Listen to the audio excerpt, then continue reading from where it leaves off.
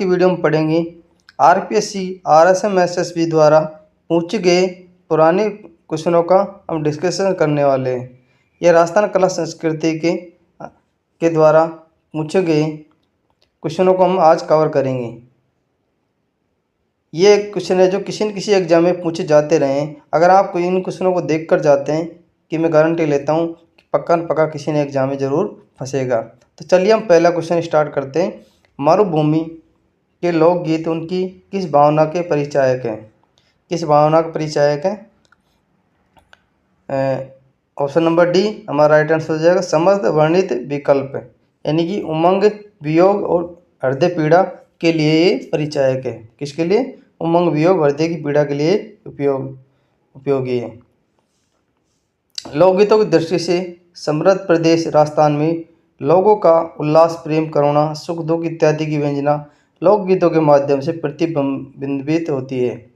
लोकगीत सहज रूप से कंठ से निकली अभिव्यक्ति है जिसकी स्वर लहरियाँ पग पग पर प्रभावित होती है।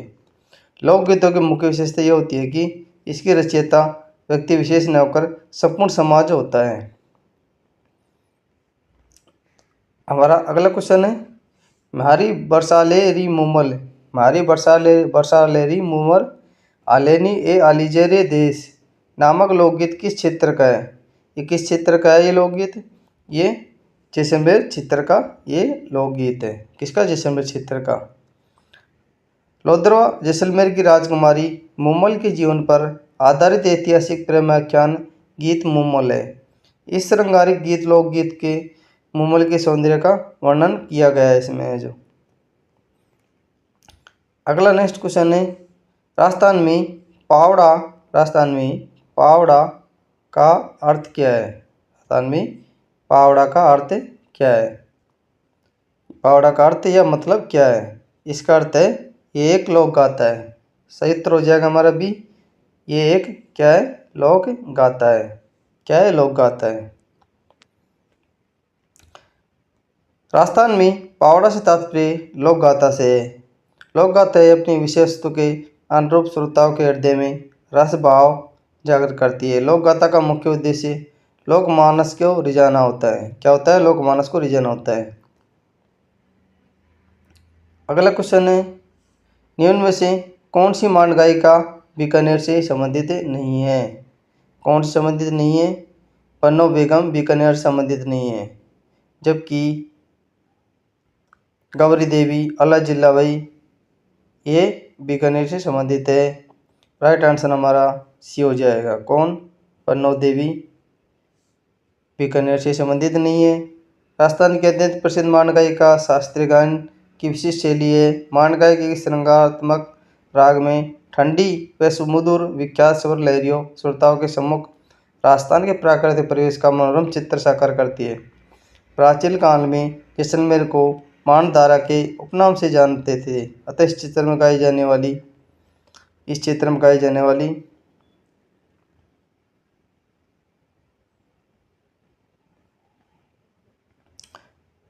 नेक्स्ट क्वेश्चन है कौन सा प्रसिद्ध राजस्थानी गीत एक युवती के सौंदर्य का वर्णन करता है? कौन सा करता है? हमारा सही उत्तर हो जाएगा मुंबल करता है, सौंदर्य का वर्णन करता है। लोधरवा जैसलमेर राजकुमारी मुमल के जीवन पर आधारित ऐतिहासिक प्रेमाख्यान गीत मुमल है। इस श्रृंगारिक लोकगीत के मुंबल का सौंदर्य का क्या किया गया? वर्णन किया गया है। होला राजस्थान की लोकगीत है। होला राजस्थानी लोकगीत है। डैश के अवसर पर गाए जाते हैं। किसके अवसर पर गाए जाते हैं? हमारा सही उत्तर हो जाएगा शिशु जन्म के अवसर पर होने पर ये गाए जाते हैं। जच्चा ओलार पुत्र के जन्मोत्सव पर गाया जाने वाला गीत है जिसमें बच्चा दोनों के बेहतर स्वास्थ्य, उनकी दीर्घायु होने की मंगल कामना की जाती है इस गीत में है। जो अगला क्वेश्चन है स्वर्ण मास के दौरान राजस्थानी महिलाओं द्वारा गाए जाने वाले लोकप्रिय गीत का नाम बताइए। लोकप्रिय गीत कौन सा है? राइट आंसर ये हो जाएगा। लोकप्रिय गीत कौन सा है? तीज है। स्वर्ण मास के दौरान महिलाओं द्वारा गाए जाने वाला लोकप्रिय गीत तीज है। स्वर्ण तीज के अवसर पर श्रावण मास की प्राकृतिक सौंदर्य का चित्रण करने वाले तीज गीतों का गान किया जाता है। पिछले क्वेश्चन की व्याख्या है इसमें। प्रसिद्ध मांड गायिका गौरी देवी बीकानेर, मरो कोकिला, हाजन अल्लाह जिल्लाबाई बीकानेर, गौरी देवी पाली, मांगी बाई उदयपुर, श्रीमती जमीला बानो जोधपुर एवं श्रीमती बन्नो बेगम जो जयपुर की रहने वाली थी। द्रुपद गायकी का आरंभ किसके शासनकाल में हुआ था? ये किसके शासनकाल में हुआ था? राजा मानसिंह के काल में हुआ था। किसके? राजा मानसिंह के काल में हुआ था। राजा मानसिंह तोमर के काल में हुआ था द्रुपद गायकी का उद्भव। द्रुपद का उद्भव ध्रुव नामक रूपक प्रबंध से हुआ है। द्रुपद इस गायन शैली में ढलने का श्रेय ग्वालियर नरेश मानसिंह तोमर को जाता है। इस रूप में ब्रज भाषा की प्रधानता है। द्रुपद गायन शैली को बानियाँ कहते हैं। गोहरारा बानी, तानसेन की बानी, डागुर बिरचंद की बानी, खंडार श्रीचंद की बानी, अनवर बानी। नेक्स्ट क्वेश्चन है, किस प्रसिद्ध मांड गायिका को कला के क्षेत्र में योगदान के लिए 1982 में पद्मश्री से सम्मानित किया जा चुका है? किसको किया जा चुका है? श्री अल्लाह जिल्लाबाई को किया जा चुका है। तो ऑप्शन नंबर ए हमारा राइट आंसर हो जाएगा। राजस्थान की अत्यंत प्रसिद्ध मांड गायिकी शास्त्रीय गायन की विशिष्ट शैली है। इस गायकी का संगात्मक राग सुमधुर स्वर लहरी श्रोताओं के सम्मुख राजस्थान के परिवेश को मनोरम चित्र साकार करती है। प्रसिद्ध मांड गायिका अल्लाह जिल्लाबाई बीकानेर को कला के क्षेत्र में योगदान के लिए 1982 में पद्मश्री से सम्मानित किया गया था। नेक्स्ट क्वेश्चन है, कौन सा तत्ववादी अंतर नहीं है? कौन सा तत्ववादी अंतर नहीं है? इसमें ऑप्शन नंबर डी सही हो जाएगा। संतारा तत्ववादी अंतर नहीं है। जंतर रवाज चौतारा ये क्या है? एक तत्ववादी अंतर है जिनमें तार लगे होते हैं। तत्व किस कहते हैं? तार, जिसमें तार तत्व यानी तार लगे होने तत्व बोलते हैं। तारों के माध्यम से विभिन्न आवाज़ें निकाली जाती है। संतारा एक प्रकार का क्या है? सुशिर वाद्य यंत्र है। सुशिर वाद्य यंत्र क्या है? जिसे फूंक देकर बजाया जाता है। संतारा अलगोजा बांसुरी शहनाई मिश्रित रूप है। इसमें अलगोजा की तरह दो लंबी बांसुरियाँ लगी होती है। अलगोजा की तरह दो लंबी बांसुरी है जिसे फूंक देकर बजाया जाता है, उसे संतारा कहा जाता है। मारवाड़ के जोगियों द्वारा गोपीचंद भर्तृहरि निहालदे आदि की ख्याल गाते समय निम्नलिखित किस वाद्य यंत्र का प्रयोग किया जाता है? किसका प्रयोग किया जाता है ख्याल गाते समय? इसमें सारंगी का प्रयोग किया जाता है। सारंगी तत्ववाद्यों में सर्वश्रेष्ठ मानी जाती है। ये सागवान के केर तथा रोहिड़ा की लकड़ी से बनाई जाती है। इसमें 27 तार लगे होते हैं। इसमें प्रयुक्त तात बकरे की आंत की बनी होती है। इसका प्रयोग मारवाड़ के जोगियों द्वारा गोपीचंद भर्तृहरि निहालदे की ख्याल गाते समय किया जाता है। नेक्स्ट क्वेश्चन है, राजस्थान में भोपा का मुख्य वाद्य यंत्र क्या है? भोपा का मुख्य वाद्य यंत्र क्या है? रावण है। रावण हत्ता भोपा का मुख्य वाद्य यंत्र है। ऑप्शन नंबर बी हमारा सही उत्तर हो जाएगा, रावण हत्ता वाद्य बड़े नारियल की कटोरी पर बकरे की खाल मंडकर बनाया जाता है। इसमें लगा डंडा बांस का होता है। इसमें खूंटियाँ लगाई जाती है तथा 9 तार बांध दिए जाते हैं। इसे गज की सहायता से बजाया जाता है। इसको पाबुजी, डूंगजी, जवारजी एवं भीलों के भोपे कथाएं गाते समय बजाते हैं। पाबुजी एवं डूंगरजी भोपे किस वाद्य यंत्र का प्रयोग करते हैं? अभी हमने पिछले क्वेश्चन में पढ़ा, किसका करते हैं? रावण हत्ता का प्रयोग करते हैं। किसका? रावण हत्ता का प्रयोग करते हैं। निम्नलिखित में से कौन सी गायन शैली लोक गायक श्रेणी में सम्मिलित नहीं है? कौन सी श्रेणी है? द्रुपद लोक गायक श्रेणी में सम्मिलित नहीं है। ऑप्शन नंबर सी हमारा सही उत्तर हो जाएगा। ढोला अल्लाह बारहमासी लोक गायकी की श्रेणी में सम्मिलित है। द्रुपद इसमें सम्मिलित नहीं है। द्रुपद संगीत शैली का रूप है। उद्भव ध्रुव नामक रूपक प्रबंध से हुआ है। इसे गायन शैली में ढालने का श्रेय ग्वालियर नरेश मानसिंह तोमर को जाता है। इस रूप में ब्रज भाषा की प्रधानता सर्वाधिक पाई जाती है। नेक्स्ट क्वेश्चन है, निम्न में से किसने राजस्थान की बहुरूपिया कला का विदेशों में प्रदर्शन किया था? किसने किया था? जानकीलाल भाटे ने किया था। किसने किया था? जानकीलाल जानकीलाल भाट ने किया था। जानकीलाल भाट ने भैरव कला को विदेशों में प्रदर्शित किया था। स्वांग धारण कर भैरव कला कहलाती है। भीलवाड़ा के जानकीलाल भाट ने इस कला को विश्व स्तर पर पहचान दिलाई थी।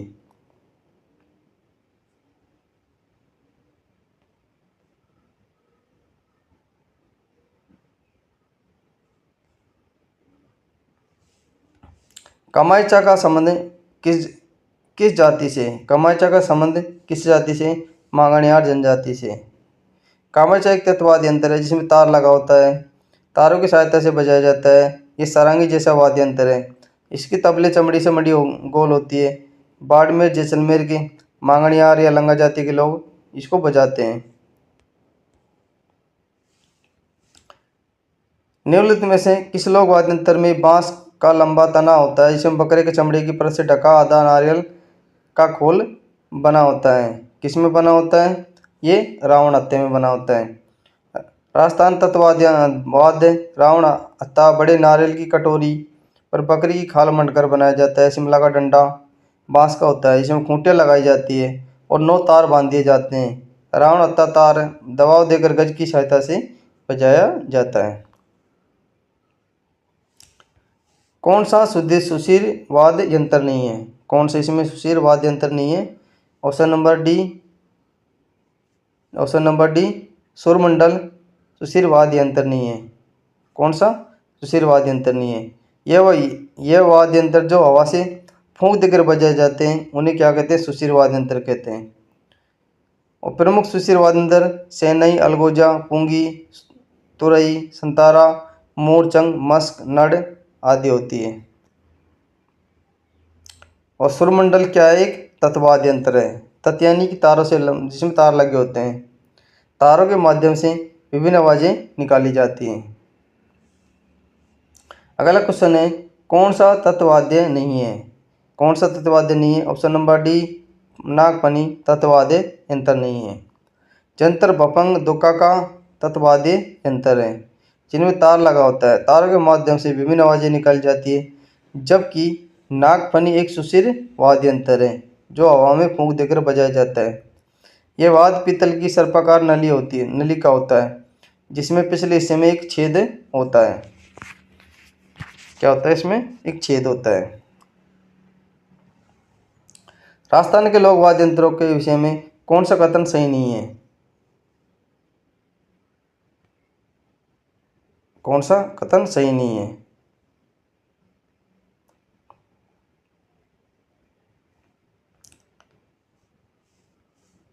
बपंग एवं रावण हत्था दोनों वाद्य यंत्र है। अलगोजा, मोरचंग दोनों फूक वाद्य यंत्र है।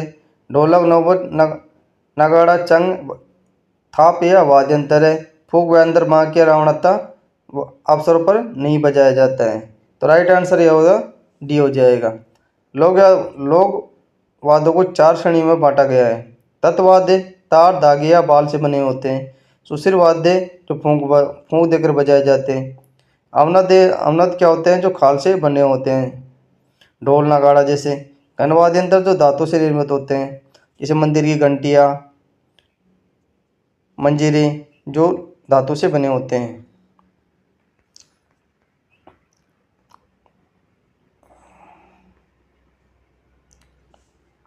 राजस्थान की संस्कृति में मुगदड़ा क्या है? मुगदड़ा क्या है? ये भोजन पकाने के लिए लकड़ियों जो विनायक स्थापना के लिए लाई जाती है। तो राइट आंसर डी हो जाएगा। राजस्थान संस्कृति में मुगदड़ा भोजन पकाने के लिए प्रयोग में ली जाने वाली लकड़ियाँ होती है जो विनायक स्थापना के पश्चात लाई जाती है।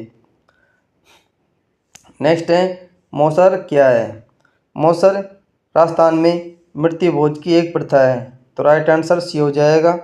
मृत्यु के 12वें दिन संबंधित ब्राह्मणों गांव वालों को भोजन करवाया जाता है। मृत्यु भोज मौसर या नुक्ता कहलाते हैं। मौसर पर गरुड़ पुराण का पाठ किया जाता है।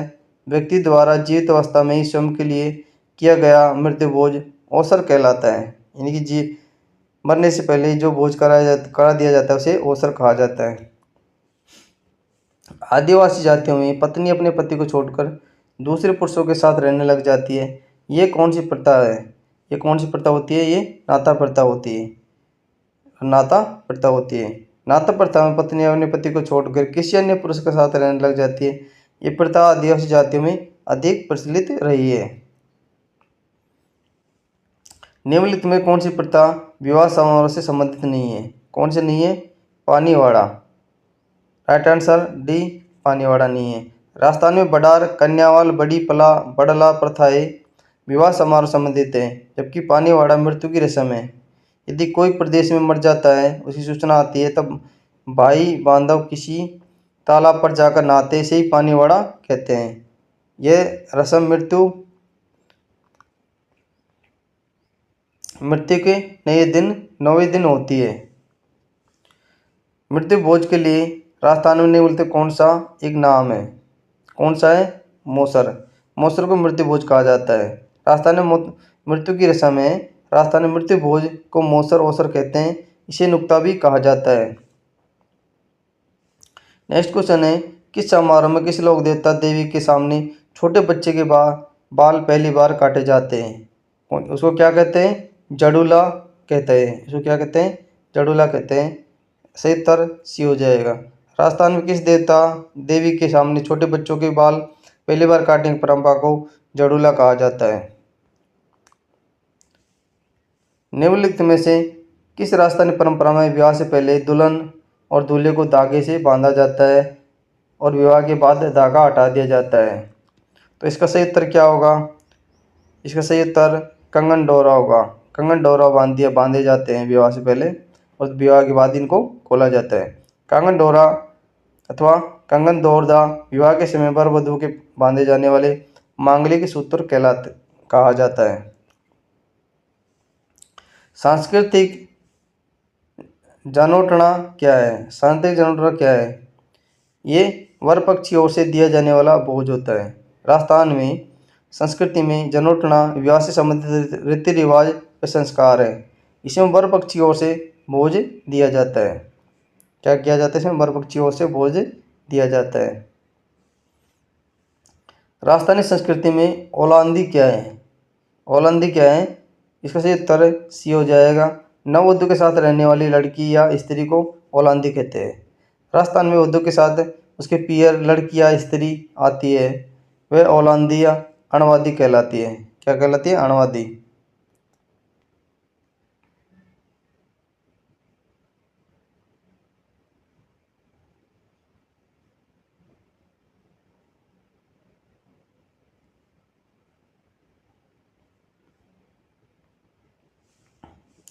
मारवाड़ में दामन क्या था?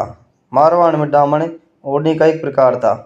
दामनी अथवा दामड़ी मारवाड़ क्षेत्रीय महिला द्वारा प्रयुक्त लाल रंग की ओढ़नी है, जिसमें महिला द्वारा प्रयुक्त लाल रंग की ओढ़नी है जिसमें धागों से कशीदाकारी होती है। ब्रचेस क्या है? ब्रचेस पुरुषों के कमर के नीचे का वस्त्र को ब्रचेस कहा जाता है। क्या कहा जाता है? ब्रचेस कहा जाता है, कमर के नीचे का वस्त्र को। और ऊपर के वस्त्र को अंगरखी कहा जाता है। ब्रचेस पुरुषों का कमर से नीचे का वस्त्र होता है। यह वस्त्र चूड़ीदार पजामेनामा होता है और पैरों से घुटने तक टाइट तथा घुटनों से कमर तक घेरेदार चौड़ा होता है। मारवाड़ मेवाड़ में राजपूत वर्ग के लोगों में इस वस्त्र को पहने हुए आसानी से देखा जा सकता है। राजस्थानी परिधान के प्रतीक क्या है? क्या है? समस्त वर्णित विलगम। राजस्थान में पगड़िया, पजामे, परके पजामे, ये सभी राजस्थान के परिधान के प्रतीक होते हैं। पगड़ी सिर पर बांधे जाने वाला वस्त्र होता है। यह आन व बान की प्रतीक मानी जाती है। बड़ों के सामने बिना पगड़ी के धारण किए जाना अशोभनीय माना जाता था। पगड़ी को अलग अलग क्षेत्रों में अलग अलग नाम से जानते हैं, जैसे पाग, सापा। पगड़ी विशेषतः मेवाड़ क्षेत्र की प्रसिद्ध है। कौन सा नाक का आभूषण नहीं है? मांदलिया नाक का आभूषण नहीं है। लौंग, चौंप, नथ ये सभी नाक के आभूषण हैं। बेसरी, नथ, चौंप, सीधा, लौंग, फीणी, चूनी, लटकन, भंवरिया आदि महिलाओं के नाक के आभूषण हैं, जबकि मांदलिया आभूषण महिलाओं के गले का आभूषण है। शीशफूल नामक आभूषण शरीर के किस अंग पर पहना जाता है? ये सिर पर पहना जाता है शीशफूल। शीशफूल महिलाओं के सिर पर पहने जाने वाला आभूषण है, जिसका अन्य आभूषण निम्न है। रखड़ी, बोर, इकड़ा में मध्य। चंपाकली आभूषण शरीर के किस अंग पर पहना जाता है? ये गर्दन पर पहना जाता है चंपाकली। चंपाकली आभूषण मृतकों के गले के में पहने जाने वाला आभूषण है। निम्न में से कौन सा वस्त्र राजस्थान में प्रतिष्ठा का सूचक माना जाता है? कौन सा माना जाता है? पगड़ी माना जाता है। ऑप्शन नंबर सी हमारा राइट आंसर हो जाएगा। राजस्थान में पगड़ी को प्रतिष्ठा का सूचक माना जाता है। पगड़ी पुरुषों के सिर पर बांधे जाने वाला मुख्य वस्त्र होता है। ये जाति एवं क्षेत्र अनुसार भिन्न भिन्न तरीकों से बांधी जाती है। जसवंत शाही, चूड़ावत शाही, भीम शाही, मेवाड़िया, राजशाही, विजय शाही आदि पगड़ियों की मुख्य शैलियाँ हैं। निम्नलिखित सूची एक कपड़े गहने का सूची, दो अन्य नाम प्रकार के साथ मिलान करें और नीचे दिए गए कोड को सही उत्तर का चयन करें। अंगरखी, अंगरखी क्या होती है? अंगरखी को क्या कहते हैं? बुगतरी कहा जाता है। ताराबात, ताराबात क्या कहते हैं? ताराबात को ओढ़नी कहा जाता है और फलिया को पगड़ी कहा जाता है। तो ऑप्शन नंबर सी हमारा राइट आंसर हो जाएगा। अंगरखी बुगतरी है, ताराबात ओढ़नी है, फलिया पगड़ी कहा जाता है।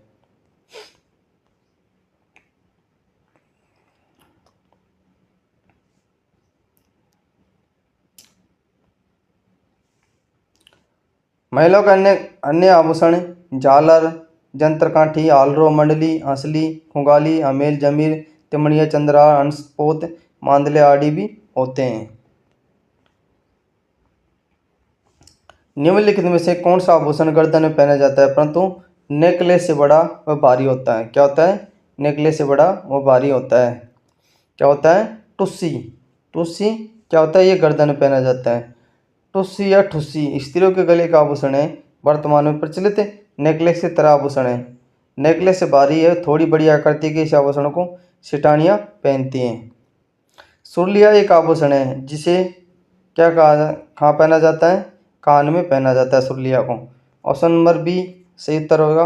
राजस्थान में महिलाओं द्वारा कान में पहने जाने वाले आभूषण को सुरलिया कहा जाता है।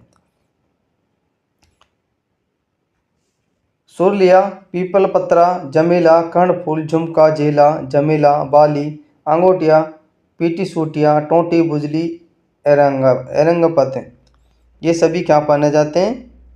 कान में पहने जाते हैं। राजस्थान के आभूषणों से संबंधित निम्नलिखित में से कौन सा गलत कथन है? गलत है। पंगत चूड़ी को कलाई में पहना जाता है, ये गलत हो गया। सुरलिया कान में पहना जाता है, सुरलिया क्या कहता है? ये कान में पहना जाता है।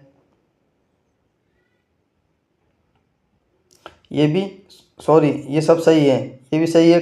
सुरलिया कान में पहना जाता है। पोलोस को पैरों में पहना जाता है, जबकि ऑप्शन नंबर सी फिनी को टखने में पहना जाता है, ये हमारा गलत हो गया। ऑप्शन नंबर सी राजस्थान में आभूषणों से संबंधित तर्क के आधार पर विकल्प सी असत्य कथन है। फिनी नाक में पहनी जाती है। फिनी क्या होती है? नाक में पहनी जाती है। आभूषण है और कान में पहने जाने आभूषणों में पेसरी, नथ, चौंप, जीदा, लौंग, फीणी, चूनी, लटकन, बावरियाँ हैं।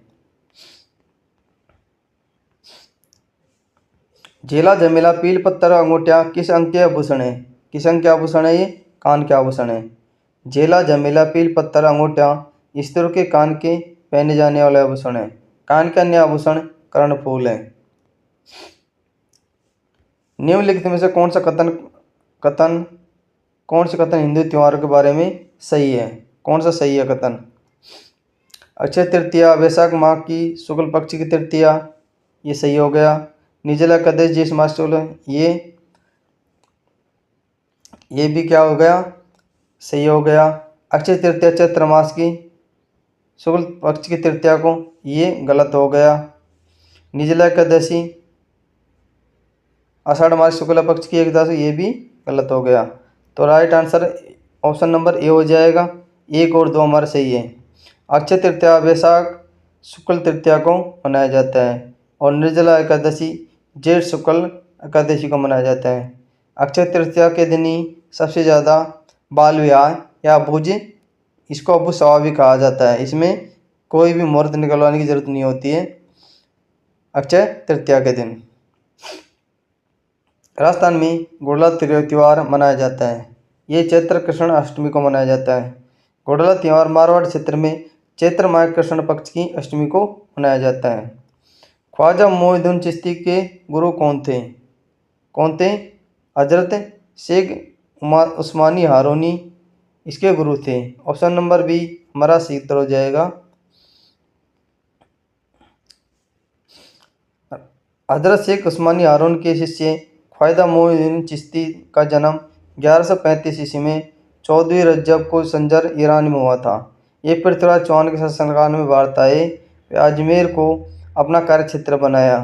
1233 ईस्वी में इनके इंतकाल के बाद 1464 ईस्वी में मांडू के सुल्तान गयासुद्दीन ने पक्की मजार उस पर गुंबज बनवाया। इन्होंने मुख्य प्रवेश द्वार पर बुलंद दरवाज़ा बनवाया जो दरगाह की सबसे बड़ी प्राचीन इमारत है। राजस्थान के सबसे बड़ा ख्वाजा साहब का उर्स रजब माह की पहली से छठी तारीख तक लगता है। बलिया आभूषण कहाँ पहना जाता है? बलिया आभूषण या हाथों में पहना जाता है। वलयकार आभूषणों में हाथों में पहने जाने वाले जिनमें कांगड़, पाटला, चूड़ी, बलिया आदि स्त्रियों के आभूषण हैं। ये सोने चांदी के बने होते हैं। किसके बने होते हैं? सोने चांदी के बने होते हैं। पोत हाकर सरी आभूषण कहाँ पहना जाता है? ये गले में पहना जाता है। राजस्थान में महिला द्वारा गले में पहने जाने वाले आभूषण झालर, जंतर, कंठी या मेला, जंजीर, हारकंठी, महामाला, ठुस्सी, मोहरन, चंपाकली, हालरो, मुंडली, हंसली, कुंगाली, पंचलड़ी, तिमणिया, तुलसी, मोहनमाला, चंद्रहार, अंसार, पोत, मूठ, पातो, आठ बाजटी, मांदलिया, रामनवमी, आकर, सरी आदि पुरुषों द्वारा गले में पहने जाने वाले आभूषण कंठा, सांकरिया, चौकी फूल तथा डाला कहलाते हैं। सादुड़ी तीज पर्व मनाया जाता है। सादुड़ी तीज पर्व भाद्रपद कृष्ण तृतीया को मनाया जाता है। तो सही उत्तर बी हो जाएगा। सादुड़ी तीज का पर्व भाद्र कृष्ण तृतीया को मनाया जाता है। ये त्यौहार अखंड सुहाग मनोकूल वर की कामना से जुड़ा हुआ है। इस दिन सुहागिनें कुंवारी कन्याएं व्रत का पारण चंद्रमा के दर्शन पूजन के बाद अर्घ्य देकर करती है। इस दिन नीम की पूजा की जाती है। मुसलमानों के इस त्यौहार के दिन ताजे निकाले जाते हैं। किस दिन निकाले जाते हैं? मुहर्रम के दिन निकाले जाते हैं। मुहर्रम मुसलमानों के हिजरी सन का पहला महीना है। मोहम्मद साहब के नवाजे हजरत इमाम हुसैन की करबला के मैदान में शहादत की याद में मुहर्रम का त्यौहार मनाया जाता है। इस दिन ताजे निकाले जाते हैं। क्या करते हैं? इस दिन ताजे निकाले जाते हैं। किस त्यौहार पर घूमर नृत्य का आयोजन किया जाता है? किस पर किया जाता है? गणगौर पर घूमर नृत्य का आयोजन किया जाता है। गणगौर चैत्र शुक्ल तृतीया को मनाया जाता है। यह शिव पार्वती के अखंड प्रेम का प्रतीक है। इस दिन गणगौर माता की सवारी निकाली जाती है तथा घूमर नृत्य का आयोजन किया जाता है। जो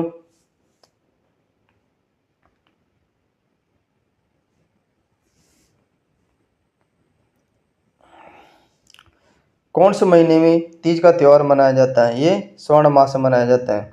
श्रवण तीज छोटी तीज का त्यौहार श्रवण शुक्ल तृतीया को मनाया जाता है।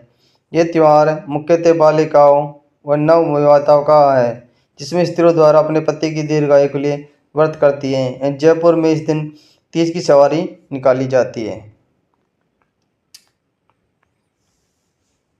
राजस्थान में निम्न से कौन सा त्यौहार श्रवण मास में नहीं आता है? कौन सा नहीं आता है? जन्माष्टमी नहीं आता है श्रवण तक। नागपंचमी, तीज, रक्षाबंधन सभी श्रवण मास में आते हैं।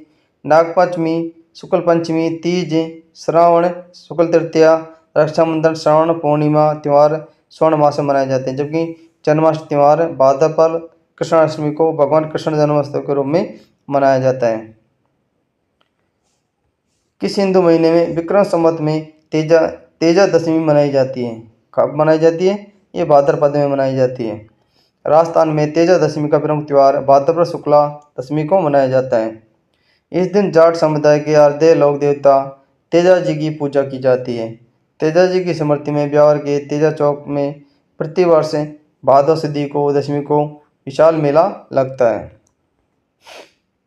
पर्युषण पर्व किस धर्म से संबंधित है? पर्युषण पर्व ये जैन धर्म से संबंधित हैं। तो सही उत्तर डी हो जाएगा। जैन धर्म में पर्युषण महापर्व कहलाता है। पर्युषण का शाब्दिक अर्थ है निकट बसना। दिगंबर परपम इस पर्व का नाम दक्ष लक्षण के साथ जुड़ा हुआ है। पर्युषण पर्व जैन धर्मावलंबियों को लोगों से अपनी गलतियों के लिए क्षमा याचना करते हैं। श्राद्ध पक्ष जिसके दौरान पूर्वजों की पूजा की जाती है कब मनाया जाता है? भाद्रपद शुक्ल पूर्णिमा से अश्विनी कृष्ण अमावस्या तक मनाया जाता है। श्राद्ध पक्ष भाद्र शुक्ल पूर्णिमा से अश्विनी कृष्ण अमावस्या तक मनाया जाता है।